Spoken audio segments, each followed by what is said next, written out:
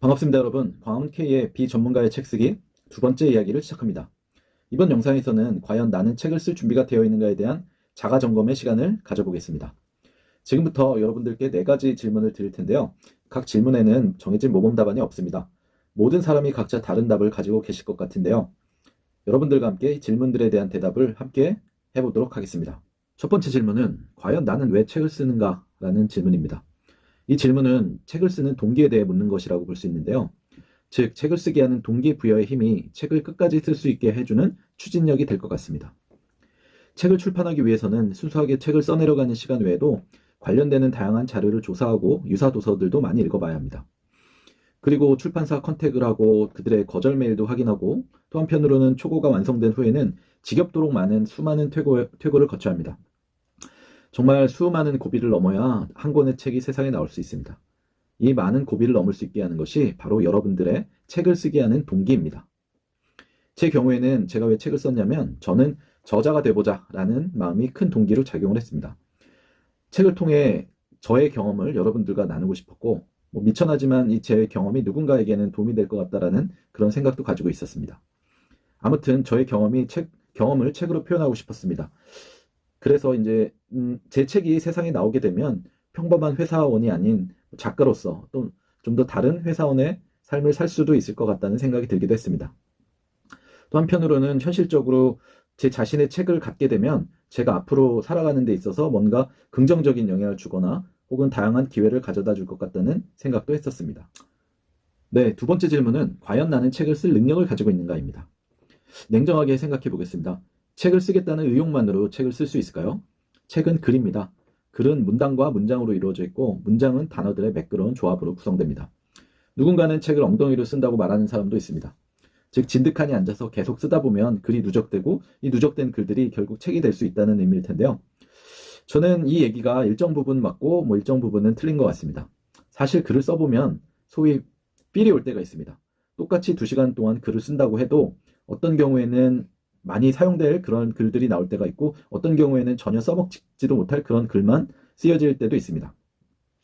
한 가지 확실한 건 글 쓰는 인풋에 비례하는 아웃풋을 얻어내야 하는데 글 쓰는 능력이 없으면 질 좋은 아웃풋을 만드는 것이 쉽지 않습니다.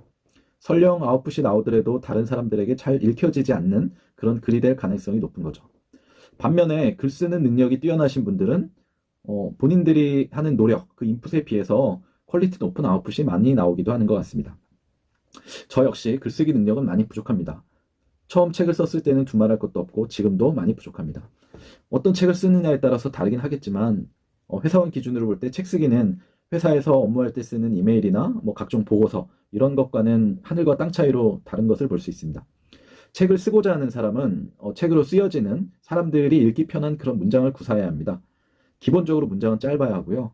불필요한 접속사 같은 부분은 사용을 지양해야 되고 또 한편으로는 자신도 모르는 사이에 그런 습관 같은 표현들이 많이 나올 수도 있는데 이런 것들이 독자들에게는 좀 불편함을 줄 수도 있을 것 같습니다. 저 같은 경우에는 이런 부족한 부분들을 보완하기 위해서 필사를 통해서 훈련을 했습니다. 즉 제가 쓰고자 하는 분야의 베스트셀러를 골라서 하루에 서너 페이지씩 필사를 했습니다. 물론 손으로 옮겨 쓰고 그런 건 아니고요. 제가 본받고 싶은 그런 책을 골라서 노트북을 열어두고 하루에 서너 페이지씩 따라서 한번 써봤습니다. 이런 훈련의 과정을 좀 거치다 보니까 저에게 이제 부족한 능력, 이런 역량, 이런 부분들이 조금씩 다소나마 개선되었던 것 같습니다. 세 번째 질문입니다. 과연 나는 책으로 쓰고 싶은 내용, 즉 컨텐츠가 있는가가 세 번째 질문인데요. 일단 책의 종류가 참 다양합니다. 수험서도 있고 자기계발서도 있고 시집도 있고 소설도 있고 하지만 어떤 종류의 책이더라도 해당 책의 카테고리 속에서 본인이 책에 담고 싶은 내용이 있어야 합니다.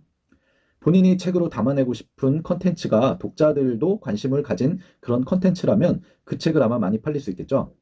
그런 면에서 보면 왜 서점의 그 많은 부분을 차지하는 섹션이 문제집 같은 것인지 감이 오실 것 같아요. 일단 문제집 같은 실용서는 잘 팔리는 것 같습니다. 아무래도 타겟이 명확하고 타겟 독자들의 구매 의지도 높습니다. 그리고 소설책은 이북으로 봐도 수학 문제집을 이북으로 푸는 사람은 없겠죠. 에세이는 친구에게 빌려볼 수 있지만 토익책은 잘 빌려보지 않을 테니까요. 얘기가 약간 옆으로 새기는 했지만 아무튼 내가 책으로 쓰고 싶은 내용이 있어야 합니다. 그리고 그 내용은 독자들이 봤을 때 뭔가 저자의 컨텐츠가 독자들의 호기심을 불러일으키거나 그들에게 도움을 주는 그런 내용이면 책을 쓰기 위한 컨텐츠로서는 적합하다고 생각합니다. 마지막 네 번째 질문입니다. 책을 쓸 환경은 갖춰져 있는가? 환경은 다양하게 해석될 수 있을 것 같습니다. 저는 책 쓰는 환경을 TPO로 얘기해 보고 싶습니다. 즉, Time, Place, Occasion, 시간, 장소, 상황 말입니다. 우선 타임부터 얘기해 보면 책을 쓰는 시간이 확보되어 있어야 합니다. 저는 회사원인 관계로 평일에 책을 쓰는 것이 쉽지 않았습니다.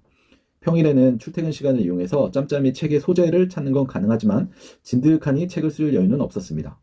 그래서 저는 매주 토요일 오전 2~3시간 정도 집중해서 서너 달 동안 책을 썼습니다. 두 번째로 장소입니다. 이건 사람마다 좀 다를 것 같은데요. 글이 잘 써지는 자신만의 장소가 있는 것 같습니다. 그 장소랄까, 그 분위기랄까.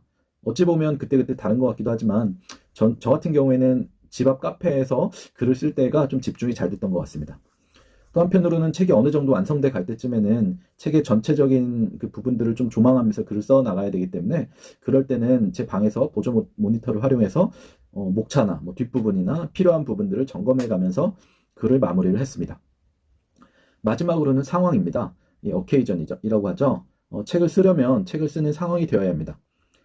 주업이 따로 있는 사람들이 팔자 좋게 책을 쓴다라고 하면 책을 쓴다고 하면서 많은 시간을 보낼 수는 없을 것 같습니다. 예를 들어서 회사를 다니는 사람들은 회사 업무가 우선일 것이고 공부하는 학생들은 공부가 우선일 것입니다. 만약에 회사 생활하는 와중에 올해 승진을 위해서 올해가 아주 중요한 시점이신 분들은 올해 같은 경우에는 아무래도 업무에 좀 더 몰입하시는 것이 나을 수 있을 것 같습니다.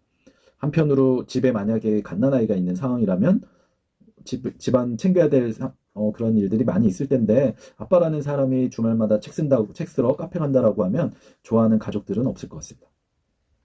따라서 책을 쓰기 좋은 상황인지 안 좋은 상황인지 스스로 점검해 보는 것이 중요한 것 같습니다. 물론 상황이 좋더라도 본인의 의지나 역량, 앞서 말씀드렸던 그런 세 가지 질문들에 대한 답이 잘 나오지 않은 상황이라면 상황이 받쳐주더라도 책 쓰기는 만만치 않을 수 있을 것 같습니다. 이번 영상에서는 이상의 네 가지 질문으로 책 쓰기에 대한 자가점검의 시간을 가져보았습니다. 어떻습니까, 여러분? 여러분의 답변은 어떤가요? 책 쓰기에 도전해 볼 만하시나요? 책 한번 써볼까 하던 막연한 생각이 좀 더 구체적으로 잡혀가시나요? 그러면 다음 영상에서는 책 쓰기를 시작하는 것을 전제로 책 쓰기를 위한 다양한 투두, 즉 해야 할 일과 팁들에 대해서 말씀드리도록 하겠습니다. 시청해주셔서 감사합니다.